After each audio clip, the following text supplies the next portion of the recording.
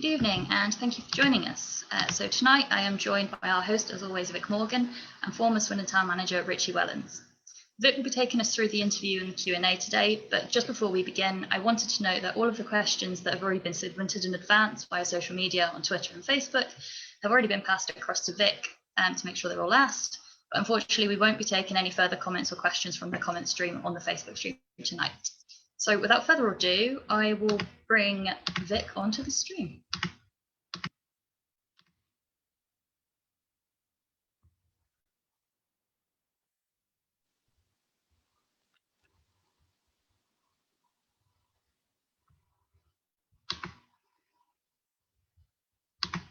Hopefully Vic will join me. Hopefully so. Okay. I hear you now, but I can't yeah, it won't let me start my video for some reason, so there we are. But anyway, I'm here, so all present and correct. Excellent. Okay, well, we'll roll with it. There we are. Perfect. Marvellous. There we go. Yes. Excellent. It wouldn't be one of these evenings if we didn't have technical difficulties. Technical difficulties, absolutely. Okay, and now I would also like to welcome onto the stream Richie Wellens.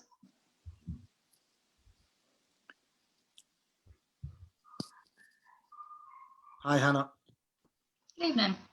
Right, I am going to disappear now. I will leave you in Vic's very capable hands to take us through the interview and Q&A. So Vic, it's over to you. Anna, thank you very much indeed. Richie, thank you very much indeed for joining us this evening. Obviously, you know, you've wanted to do this and we appreciate it. Why did you want to come on to do this live stream in the first place?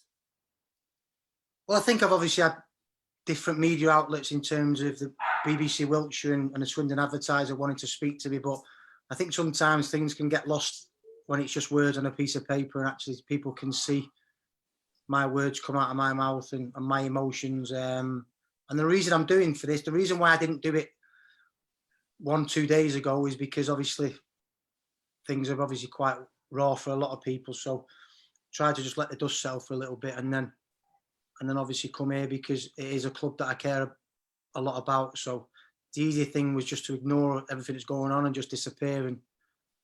But I think as I've always been, Vic, I'll be very honest with people and I'll answer their questions as honestly as I can do.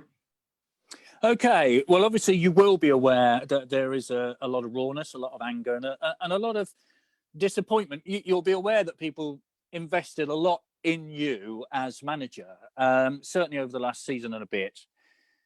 What have you got to say to those people who say you were talking about loyalty a couple of weeks ago and then suddenly you're not there anymore? What would you say to them? Well, when I had that interview and I was speaking about loyalty, it was, you know, I was offered a job at Blackpool quite a while ago, and it was a lot more than what I'm on now, a lot more than what I was on at the current time. But I showed my loyalty to the club then. But obviously the perimeters of my job have changed in the last, since I signed my new deal. My job description and my ambitions at the club have obviously changed a hell of a lot. So I was frustrated at certain times in the summer, and I was most certainly frustrated in the last day of the transfer window. So I understand what's going on in the world, and for me, the most important thing was that Swindon is still alive and in existence at the end of this season. Because let's not make no bones about it, the club is in a position where if there's no help from higher up in a football pyramid or the government, then we don't know. I don't know. After the conversations I've had, I don't know where the club will be in 3-4 months. So obviously I had to make a difficult decision. So you say that. Obviously, did your relationship with the owner of the club change? Because there was no question that when the transfer window was open, there appeared to be 1 or 2 disagreements. So did your relationship with the owner change? How did that work? No. I love Lee to bits, I really do. But it doesn't matter if I'm best mates with my friend and I want something off him, but he hasn't got it. It isn't going to change my relationship. I just have to respect that the fact that he can't physically do it. So, you know, we moved into a level where I signed a 3-year deal, one, to finish the job and get us promoted. But then the main thing for me was really push and compete at the top end of League One. And it was just difficult with what happened, obviously, with COVID and stuff. So, you see, many might be a little bit surprised because, to be fair, you did bring players in the summer, didn't you? And we see that George Boyd has signed for Salford. Yeah, go on. If we didn't bring players in, we wouldn't have had anyone because everybody. But what I'm saying is there was backing, it appeared, because players were coming in. Well, he was, but if we didn't sign any players, we wouldn't have had any players to even start the season. So we've only replaced the players that we've lost in terms of numbers exactly the same, probably 1 or 2 less with Michael Doughty going. And the cost of them players coming in is more or less 50% less than the players that we lost, and we've moved up a level. So what more would you have wanted then? Say, to have kept you at the club, what more would you have wanted? Well, that's not the only reason. This has been a difficult time for everyone. I can honestly say that the hours that I put in working for Swindon, I've done everything I possibly can. Whether that meant waking up in the morning, going to the training ground at 8. And listen, this is what you've got to do to get success. Taking training, going back to the ground, driving to Colchester to watch their game against your next opposition, driving back to Swindon, waking up the next morning, taking training again, then driving to the other side of the country to watch another opposition, to watch potential players. So I have put everything in to the job that I possibly could.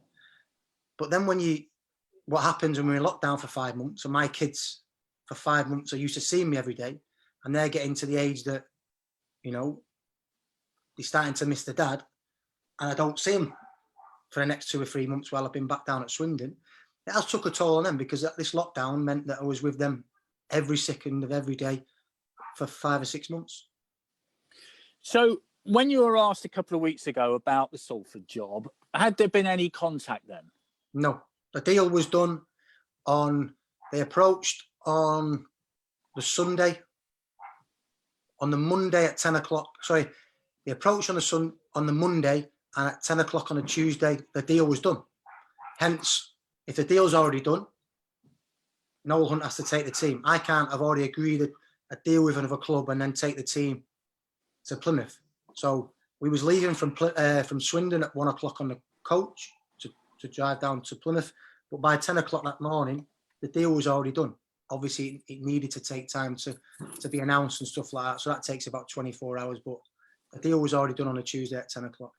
Because there's been much criticism of you still being Swindon manager, but being at Cambridge to watch Salford. So From what you're saying, you weren't Swindon manager at that time? No, the deal was done at 10 o'clock in the morning. Right. Okay. Let's clear that one up. So in terms of the decision itself, did Lee Power try to stop you talking to Salford? Yes. So Salford approached the chairman, then said, no, he doesn't want he doesn't want to entertain any interest. So he stopped that. So what happened then? Then I spoke to the chairman, asked him to speak to him. No representative of mine rang Lee Power and asked. It was me physically, myself. So from that initial conversation with Salford, then you decided to make the move, or was it already in your head? How was this all working? It wasn't in my head to move, but I want to win. I want to win football matches. I want to go into every single game believing that I have a squad to win games. And I just felt that I had a job to do at Swindon. And when I sit down in the cold light of day, what was Swindon's expectations this season? And I come to the conclusion that it was just to survive. Is that not good enough, though, in the current circumstances? You mentioned COVID and the effect it's had on football. I mean, most Swindon fans, I think, are realistic enough to assume that all they want is a club in 9 months' time. Nick, football's very fickle. You win a promotion, 6 months later, you move up a level, people lose games, people's perception changes very, very quickly. So, no, I wasn't happy to just stay to survive. The reason why I signed a 3-year deal in February, beginning of March, whenever it was to get to win the league last season, but then to build a team that could compete with the likes of Sunderland, the Ipswiches. And from the very start, I'm sure you can go back and all I wanted to do was keep the same squad as what we had last year. And maybe let 2 or 3 go that weren't in the starting 11 and bring 2 or 3 in just to improve the quality. But obviously that never happened. Okay, right. Well, let's talk about the ownership issues off the pitch without going into too many details. I understand it's court case, so we'll leave that to one side. Did the possibility of there being ownership issues, did that come into this or not? Well, I'm going to stay out of that. I'm going to stay out of that because it's going to go to court and I don't know the outcome of it. So I'd rather stay out of that. But did that have any impact on what you decided to do, or was it purely a footballing thing? Well, we don't know what's going to happen in court, do we? So.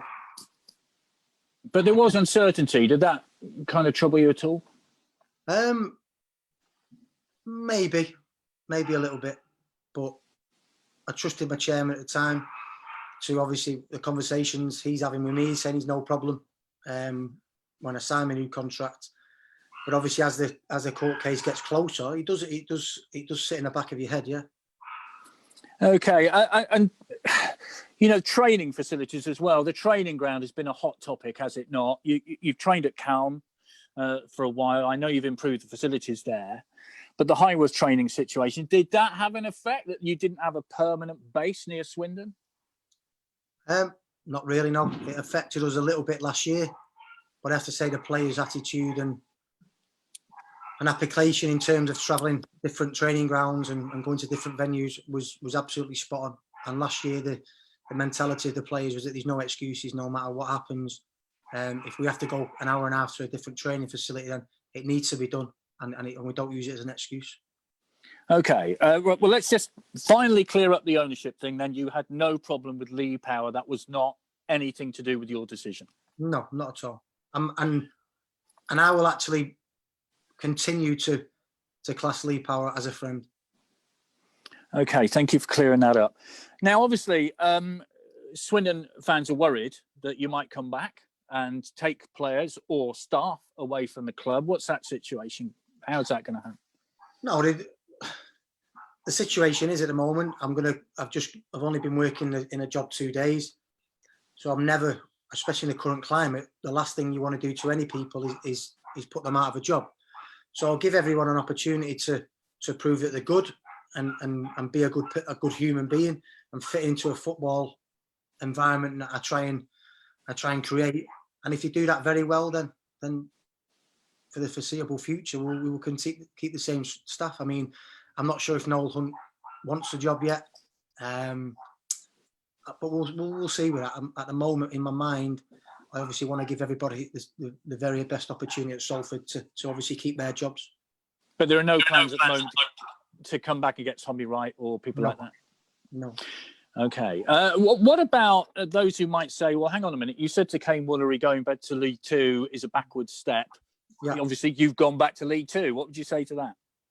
Kane Woolery went to Tranmere, and it's a club with a certain ceiling. Mickey Mellon, there you go, great example. Mickey Mellon does a fantastic job at Tranmere, gets promoted probably a little bit too early, goes to Tranmere in League One, loses every game. Now, is Mickey Mellon a bad manager? He can't be, because he was brilliant the season before and he got Tranmere promoted. But then he goes at a level where his team stays pretty much the same and doesn't really improve it, and they lose every single week. And within 8 months, 10 months, Mickey Mellon's gone and he's off up to Scotland to Dundee. So Kane Woolery went to Tranmere. I think at Salford, you obviously know the background about it and what is in place. The ceiling at Salford, where Salford might be in 5 years, I have no idea. I have no idea where Salford will be in 5 years. And it kind of excited me, the fact that if they get promoted to League One, they will have the resources to go, you know what, Sunderland, Ipswich, we don't care. We can go against them type of clubs. And then obviously in the Championship, they're backed by some people with with huge resources. So, you know, it's not just about money.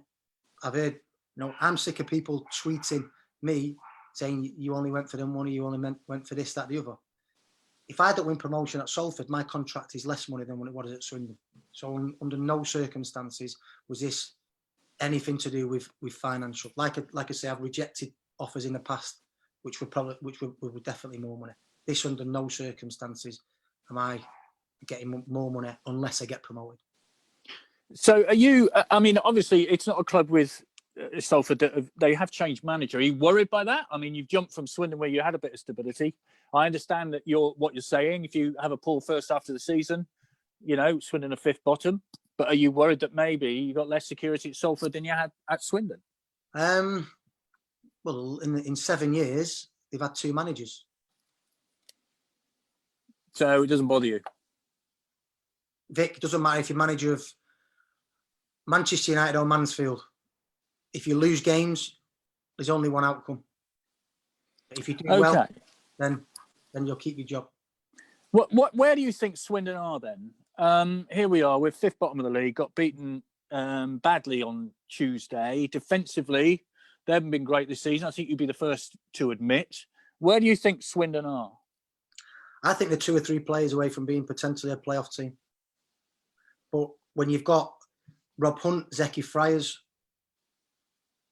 Matthew Bowdry's been injured, Dion Conroy, Dion Donohue's getting up to speed because he's not played for such a long time. There's 6 players there in your back 4. Tom Broadbent hasn't made an appearance yet. And you've got a young goalkeeper who's making his way in the game. And every single game, there is a different back 4 in front of him. It's not easy. You know, it takes time to get that cohesion and to get an understanding of where people need to be and what people need to do. So I honestly believe that once the team gets settled and you can pick the same team, the same back 4 for 4 or 5 games on a bounce, and you don't make individual errors, then you're seeing against Hull what the team can do. Hull had won 7 out of 9 before that. Loads and loads of players that in the previous season were playing the Championship. So there's a hell of a lot of potential. You've got a lot of young players, but that's all the budget we could get. So you have a list of players, but when you've got a certain amount to spend on players, then you tend to have to go younger because they are cheaper. But if you get a glut of younger players and you're having to pick 6 or 7 in the same team, then you are going to get inconsistent performances. And I think that hopefully Hunty will get the young players up to speed. I think that Johnny Smith, Tyler Smith, Jordan Stevens, I think they've, you know, Adkin, Aiken, Odemayo, they've got so much potential that if he gets the best out of them, then you don't know where he can go. I think the next 5 or 6 games, I think there's a lot of winnable games in there. And I think if you do well and you get a good point return in the next 4 or 5 games, then he can have a decent season. But I still believe that the 2 or 3 players short. What about the young goalkeeper? You'll be aware that he's taken a bit of stick this season. Is that unfair criticism? Well, no, because if you make mistakes in football, you're going to get criticism. But believe me, Kovar has the potential to go to the very, very top. Have we took him? Go on, he will play at the top. We looked at him, and the same with Stephen Bender. The difference is Bender's 2 years older. So, you know, and when Bender made his debut, we played at home to Plymouth in a checker trade with a patched up team, and we got beat for 3-0. Sorry, 3-0. We've got beat 3-0. And he just done okay. As soon as Bender started playing in front of a steady back 4 and the confidence in the team began to go, I think he'll admit that, again, Stephen Bender will play in the Premier League at some point. So no doubts about Kovar long term. No, he just needs to be confident and he needs an arm around him and you know, people stick by him, but he needs a settled back 4 in front of him. Okay, as you'll be aware, I got loads of questions to go through. You know, Thomas Martin, for instance, he says this, and I'll paraphrase it. Can you see why going to Salford after publicly stating your loyalty, which you've touched on before, just a few weeks ago, comes across as a big slap in the face for every Swindon fan? Can you see that? I get it, but it was my answer to a question that another job come up and I've been linked to it. Whereas in the past, I'd obviously stayed at the club. Like I say, the perimeters of my job had changed. When I signed the contract, that we was going to be challenging top 10, touching the playoffs of League One. But I do get it, and if it has rubbed up people the wrong way, I do apologise. And I've got some really, really nasty tweets, and it hurts me because I obviously care about the club. The times that we had there last season will obviously Linglot. You know, I loved it, and it will stay with me forever. But I have to think of my long-term future. If you're a manager and you have a bad 12 months, you run the risk of going out. Look at Simon Grayson. He's won promotion from League One. It's either 3 or 4 times, and he has a bad experience at Bradford, and people are so quickly to write you off. So I was really worried that if we had a season of less than ideal squad in terms of numbers and a season of struggles, then it would set me back. Because there have been comments that you might have jumped ship. Is that fair or not? When I took over, Oxford were probably 30 to 35 places above us. And when I've left the club, we're above them. So if that's jumping ship, hopefully the next manager might come in and improve the club by 20 places. If you said if I said to you now, Vic, the new manager is going to come in, you're going to climb 20 places and then he's going to jump ship, would you take it? I think most Swindon fans would be very happy with jumping 20 places. The jumping ship thing. But the thing is with Swindon fans, we've flirted with managers. We've given our respect and admiration to managers over the years, and then they've gone. And there's a history of that. You go back all the way back. Lou Macari went to West Ham. Glenn Hoddle went to Chelsea. Ozzy Ardiles went to Newcastle. You go on and on and on. You can understand why there's frustration, can't you? Of course I can. And I totally get it. But I also understand that the frustration is because we had such a good relationship. What the club, the chairman and the supporters have done for me has been unbelievable. But I hope that I have rewarded them with sheer hard work, and the proof is in the pudding. I said what I was going to do, and I tried my very best to do it. But then on a Saturday, the team went out week in, week out and performed and put on performances that the Swindon fans, when they go to work all week, they turn up on a Saturday or a Tuesday and they get enjoyment from watching their team. When I first went in there, the club was on the floor, the supporter base was fragile, the squad was poor, to say the least. There was no connection between the community and the football. So I worked so hard to change that around. So I think I deserve a little bit of credit. But listen, I get it. I totally get it. I'm willing to take any criticism that come my way and stuff like that. But it does hurt. I must admit, it does hurt. But that's only because I do care about the club.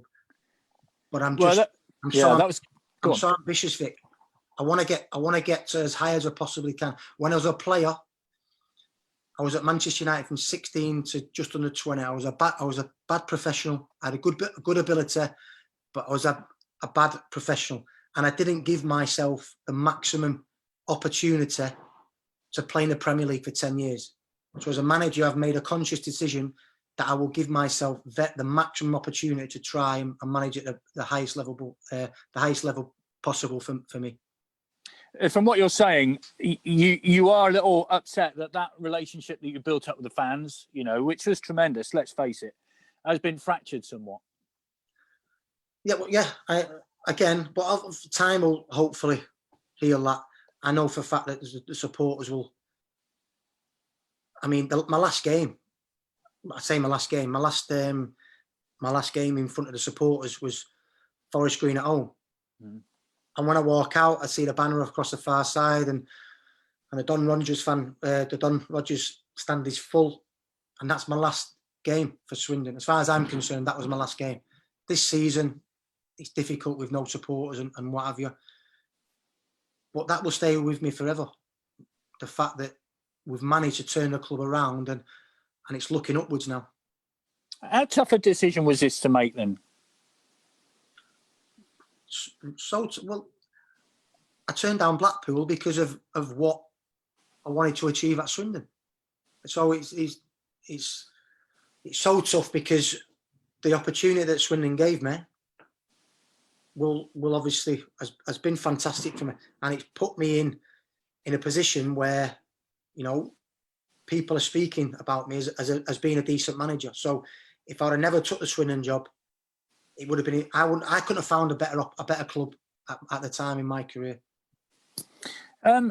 Lots of comments, and I'll try and paraphrase them. Was George Boyd, this is from David, hello David, was George Boyd one of your transfer targets prior to leaving Swindon? Was he in your mind at the county ground? And if you thought about him, why couldn't you have brought him? Was it money? No, George Boyd was already signed before the club. He'd been training at the club for 2 weeks previous. So that signing was already done and dusted before I'd agreed to join. I think he just wanted to announce it as late as possible for the Cambridge game. So Cambridge obviously didn't know that he was done. And we do it. If I was signing a player on a Tuesday, I would leave it until basically when the teams are announced on a Saturday, if we could. So you had no say in the George Boyd move to no. Okay. So what sort of say do you have in transfers then at Salford? Everything. Right. So you are completely in charge of the football side of it. 100%. We've got a director of football, Chris Casper, and myself and Warren Joyce will liaise with him to try and we haven't obviously discussed any transfer targets yet, because we need to make sure that we assess what we've got in the building. If the players in the building are good enough, then fine, we'll take them forward. But you know, we'll probably leave it a couple of weeks and then make a decision on what do we need and see who we need to get out. Chris Casper was on loan at Swindon once, wasn't he, if I remember rightly, many years ago.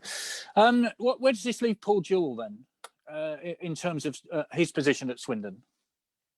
Well, Paul Jewell has a fantastic relationship with Lee Power, and they've known each other for years and years. I think they go back to when he played with each other at Bradford.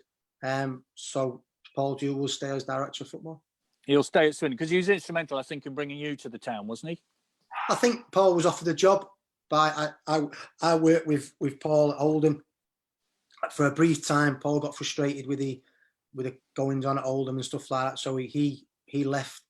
But he'd seen the way that I work, and I think Lee offered Paul a job. He wasn't interested in taking a job, and then he suggested that he should go for me. But then obviously Paul Jewell is the director of football.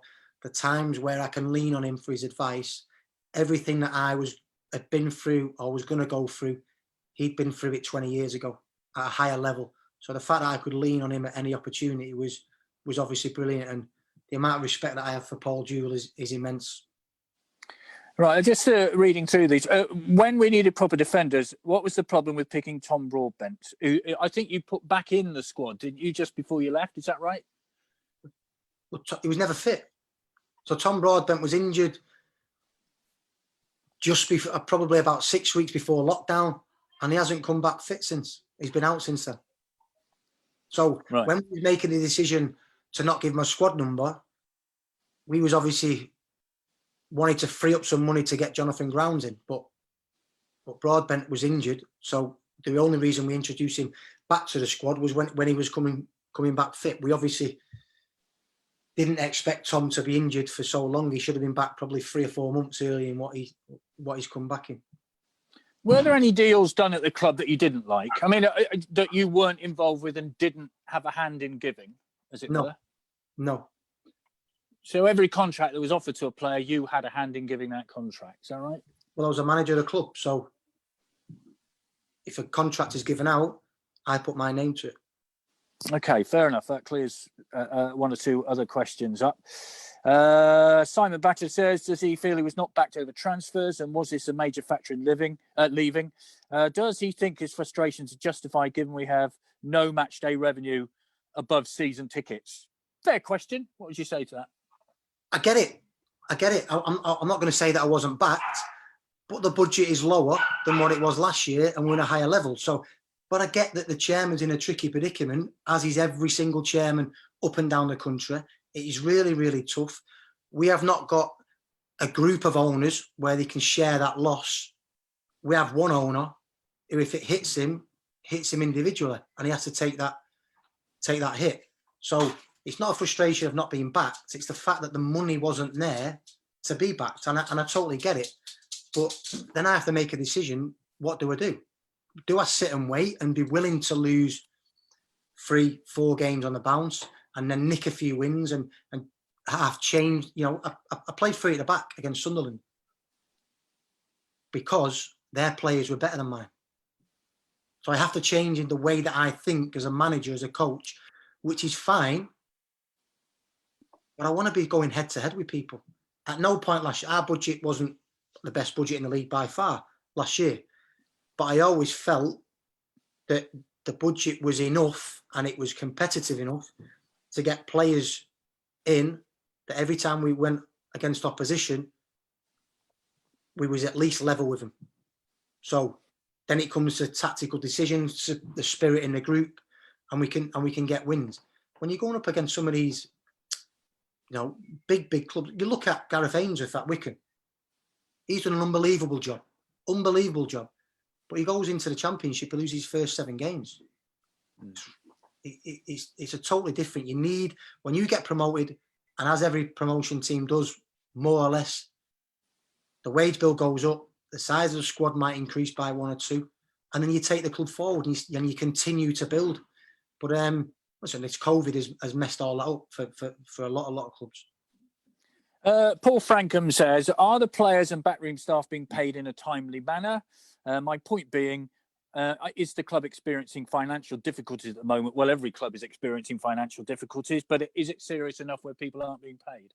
Not even through March, April, May, June, July, August, when we didn't know when the season was going to start. We didn't know what was happening.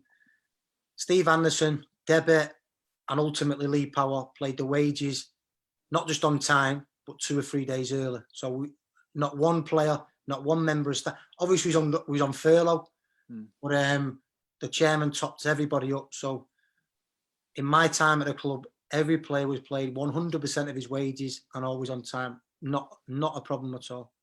Okay. Danny Saunders, what would you say to the new manager of Swindon if they asked your view about the job, the squad, the chairman and the future of Swindon Town? What would you say to them? I mean, it's a funny sort of view to have, really, in a way, because it's not your place to say that to the next manager, I guess. But what would you say? Just continue the upward curve of the club and try your very, very best to get 2-3 experienced players that you can hang your hat on, that will help. They'll be good in the dressing room, that will run the dressing room and lead the young players, and ultimately be the gel in the team that knits everything together. I honestly believe that you look at some of the attacking players, the new players have brought in, a lot of them have started really well. The injuries have just killed us. And to be honest, the referee's decision. So maybe have a bit of luck with referees and we probably might be 7 or 8 points better off. Well, I think you could point to certain penalties, could you not, in certain games this season, which might have changed the game around completely. Let's have a look. This is from Tracy. Hello to you, Tracy. Does he think the club would be in administration by now if there wasn't a stipulation from the court? It couldn't be until the ownership is resolved. Were you worried about administration through your time there? No.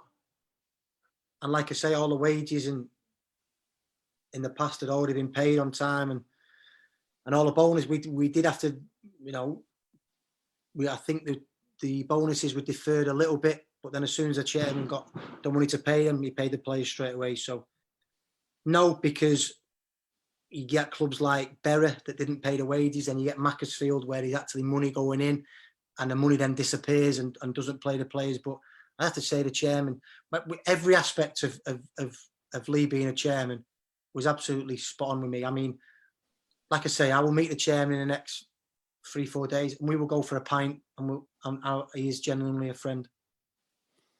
Well, I don't know. Can you still go for a pint? I'm not sure where you can in these lockdown days. Can you?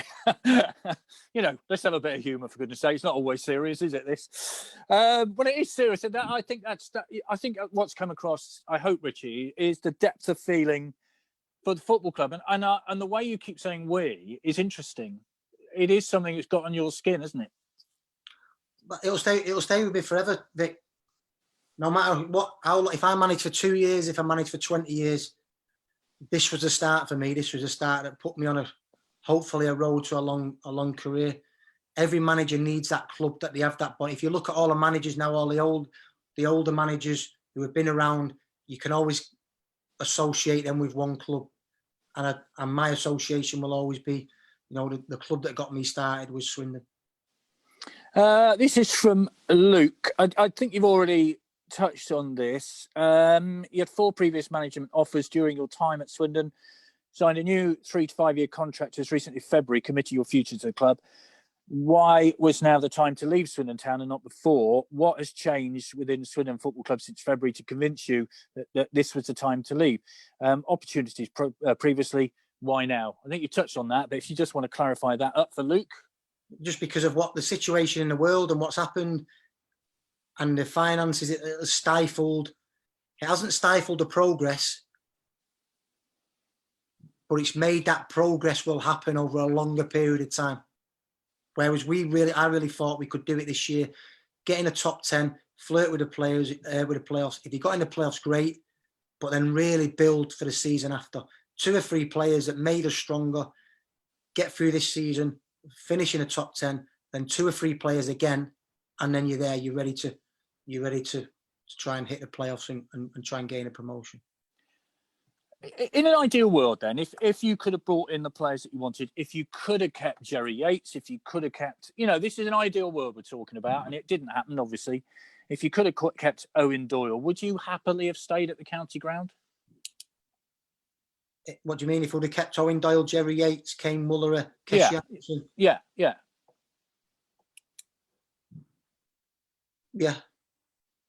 Because I worked so hard to get a team that knew every single aspect of what we were trying to do. Wherever he was on the pitch, you know what was required. And that's when a lot of our performance was so fluid, so smooth, that all the hard work had put in. And at times, I felt like we just ripped all that up and I have to start all over again. Matthew says, hello, Matthew. Have you fallen out with Lee Power? Does he know more about the legal battle than you've let on? I think you said you're not going to answer about that, but from what I'm guessing, or from what I'm getting, you haven't fallen out with Lee Power. You've made that very clear tonight. No, 100% not. No, fair enough. Okay. What about Noel Hent then? Obviously, he'd been your assistant. I think you had a really tight team there, didn't you? Yeah. You all got on very well. Yeah. Should he be given the opportunity? What do you think? I think that's up to Noel. I think what he needs to do now, if it happened to me when I was working under John Sheridan and we had a really bad start at Oldham, and John was sacked, and the chairman comes to me and says, will you take it? And I go and speak to John. I say, listen, John, I'd rather just leave. I came with you. I'd rather leave with you. And John turns around to me and says, Rich, what do you want to be long term? I said, a manager. He said, you might not get another opportunity than this. So I then come and have a couple of hours to think about it, and has thought, you know what? If I'm going to take it, I've been chucked in the pool. Now I've got to swim. And I was just ruthless. And I said, I want the job.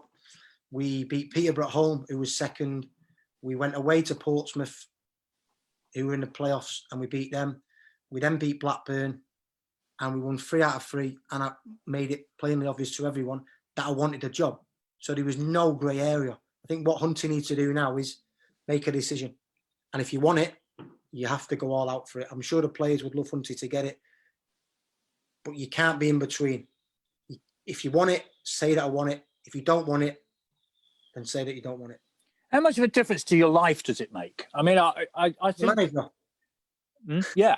I'm guessing a humongous amount of difference, doesn't it? Here's one for you, Vic. Right? You remember Noel Hunt's face before he got the manager's job. Yeah. Have a look at that same face in a week, 10 days. Okay, we'll take a picture of it. But plus family, a lot of people have said, well, family issues are family issues. But I'm guessing, has this lockdown, has that really changed your perception of life? Because it has for many people, hasn't it? Whereby, suddenly family becomes much more important than it did sort of 10 months ago. Do you see what I'm saying? What? Absolutely. I went through stages last year where I could go a week, 2 weeks without seeing my kids. And then your dog's pretty perky, isn't it? Yeah, sorry. So I tell you what I'll do. Do you want me? I'll shut the door 1 second. Yeah, lovely. Okay, all right. It's firework night, as you probably know. Lots going on around. And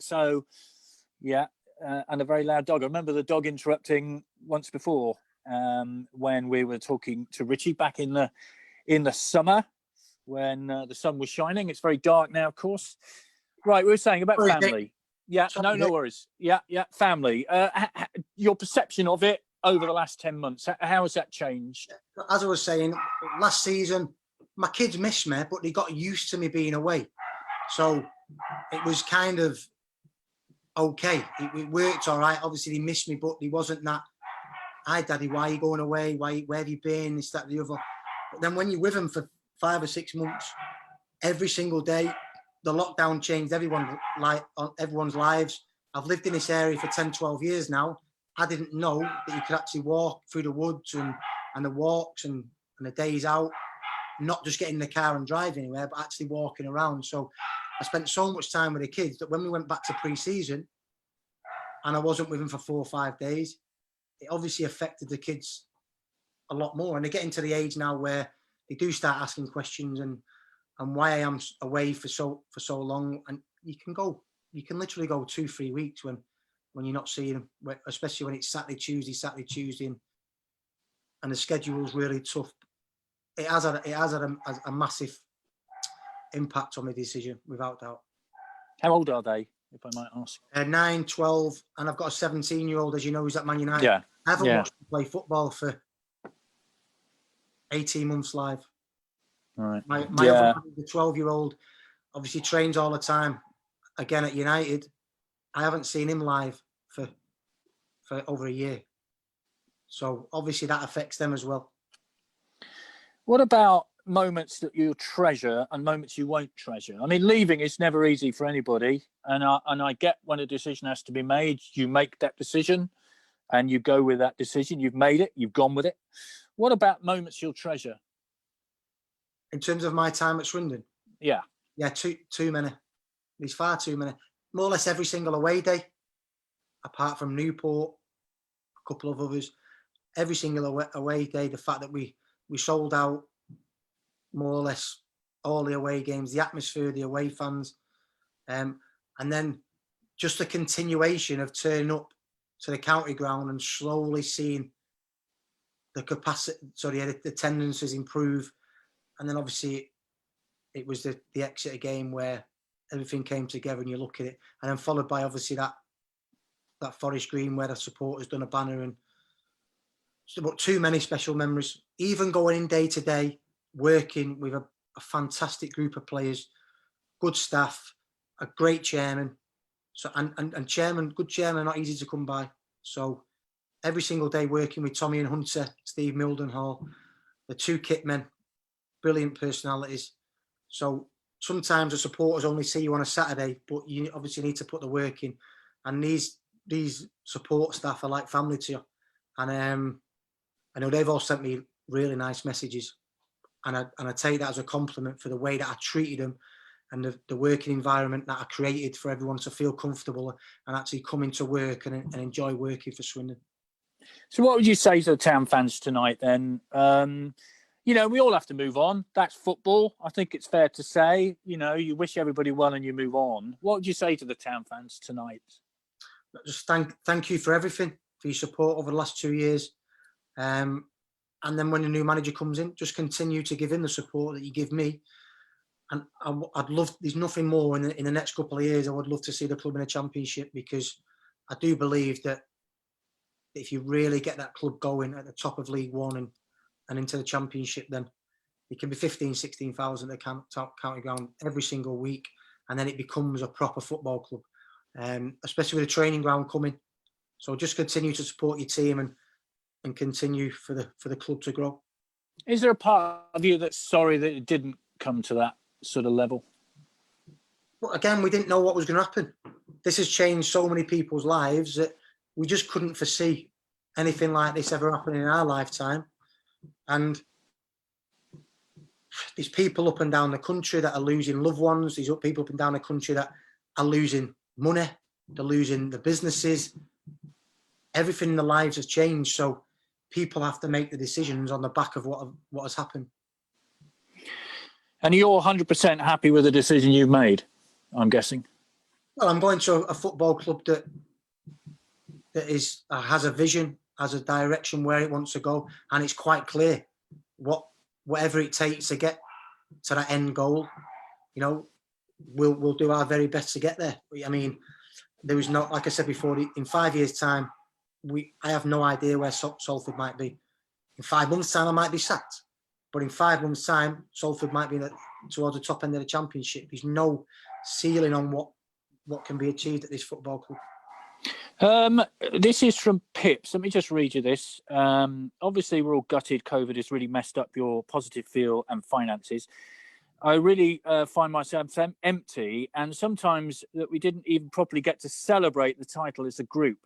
I so wanted my little boy to experience it. It could be 20 years to have this again, but I still respect and grateful for the team of last season on the great influence it had on my little chap. It really turned him into a young Robin for the future. We're sad and annoyed about this week's news, of course, but we wish you well. Yeah, so that makes me really proud, Vic, that the fact that there'll be young kids that came to watch us last year who we really got them into the football and they enjoyed what they seen, and they will, you know, they've bought into the club now, and they'll be Swindon fans for the next 70, 80 years.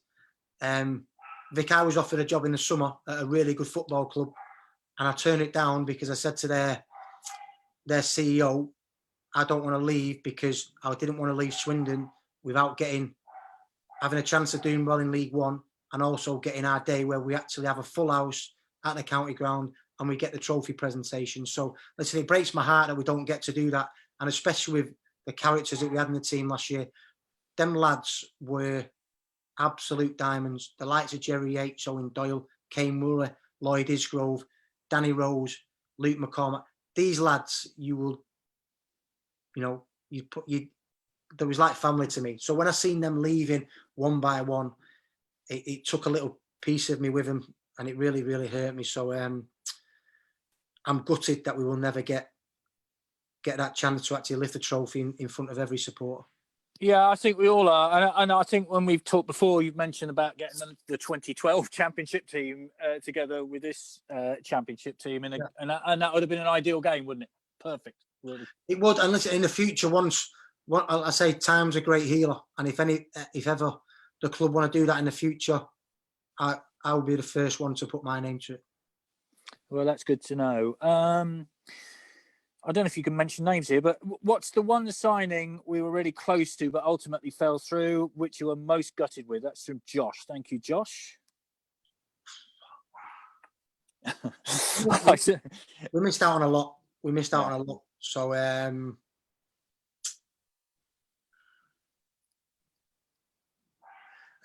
the summer, we was after Will Grigg. We was after Force from Brentford. Force is now scoring goals for fun for Brentford in the first team. I do think the club needs another striker. We never replaced Michael Doughter, which was a big frustration of mine because Michael was such an integral part of the way we played. I do think we've got a really good midfield player in Matt Smith. He has a potential to be a real top player. But I think if you had another type like him in midfield, then you've got the perfect balance. We never had that perfect balance this year. How difficult a decision was that for Michael Doughty? We've not heard his side of the story. Obviously, he's gone away and he's dealing with whatever he's dealing with. I think when we talked before, you had little knowledge of it until a couple of days before. Is that right? Yeah, Michael was struggling missing his family. He had a newborn baby, and he just didn't want. Like, when you play football, people think that footballers' jobs is easy. You go in and you train for 2 hours. It's not the case. You have to dedicate your life to it. You know, you're away from your family at times, especially away games for days, and it can affect people in different ways. So Michael expressed his desire to leave and to spend more time with his family, and I think that was a big loss for the club. Yeah, and as you said, it's been left a big hole, isn't it, in that midfield, because he's the player who can play the killer pass, isn't he? We saw that. Of course, Matt Smith can play the killer pass, and so can Michael Doughty. If you've got them two in the same team, you're getting good possession, you're getting purposeful passes from the mid third to the end third. This is from Tom Hammond. Who is the player that you feel developed the most under your management, and who is the player you feel had more to offer the club, didn't showcase all their ability during your time at the club? I don't know whether you want to name individuals in that instance, but certainly players that have developed. Too many. Stephen Bender, outstanding. Rob Hunt, Zeki Fry was outstanding every time he played. Anthony Grant was a reserve. We couldn't get in Shrewsbury's team. He's coming. I think everyone would agree he was the best midfield player in the league last year.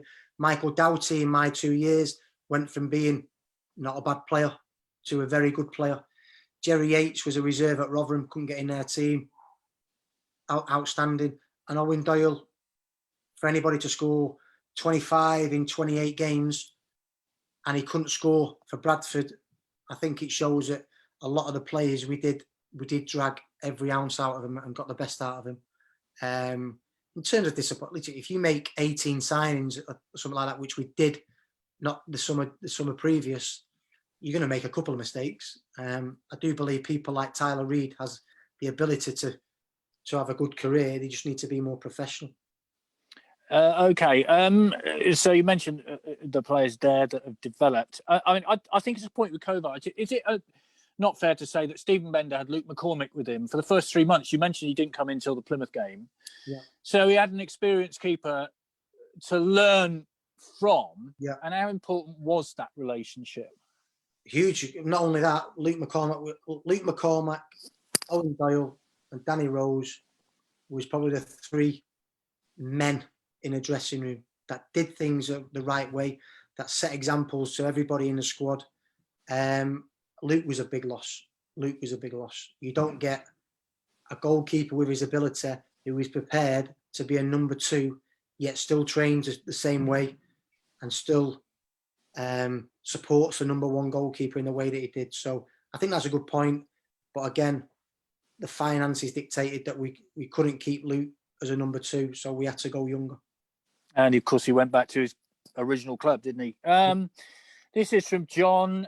Most fans want an honest explanation as to why he decided to join Salford. I think you've pretty much covered that. I think most fans would understand if he's done it purely for family reasons and a pay rise. But you've already mentioned that money isn't deciding factor. Brackets, we all would, close brackets. But I would like to know what the other factors are which have led him to this decision. John, thank you very much, Steve, for that. But I think you've explained those in great detail. So I appreciate your honesty in that. And I appreciate your honesty all the way along, because I think it's fair to say you've always done that. What type of manager do you think the club should recruit as your successor? From Mark Kirkman. Well, you've touched on that before. That's tough for me to say. I think I remember when we played, funny enough, it was Salford away. I'd done an interview after the game, and I felt that the supporters had the club back. So Swindon, for years and years and years, Glenn Hoddle, good football. He had a certain identity. Mark Cooper and Luke Williams had a really good identity about playing a certain style of football.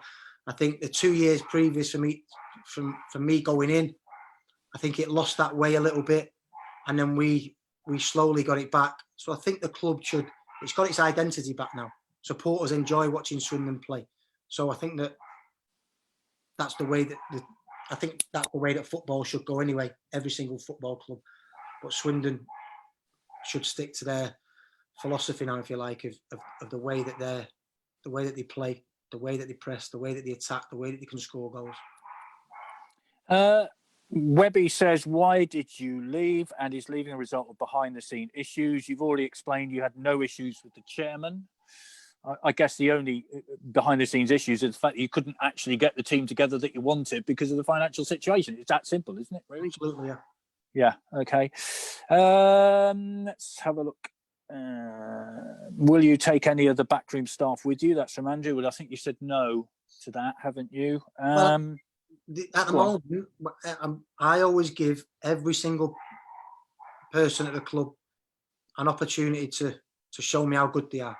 So I always think it's wrong when managers go in and just sack people who you don't even know and haven't done anything wrong. So I'd like to give everybody a fair crack at the whip. Well, Richie, thank you very much. I've got through as many possibly as I can on here. Christian, I hope I've answered some of your questions as well. Thank you very much indeed for your time, Richie. I know you've got other people who want to talk to you, but from a personal point of view, thank you for being so open and honest on the Supporters Club nights. It's been refreshing and allowing the players to be with us as well, which is always a great thing.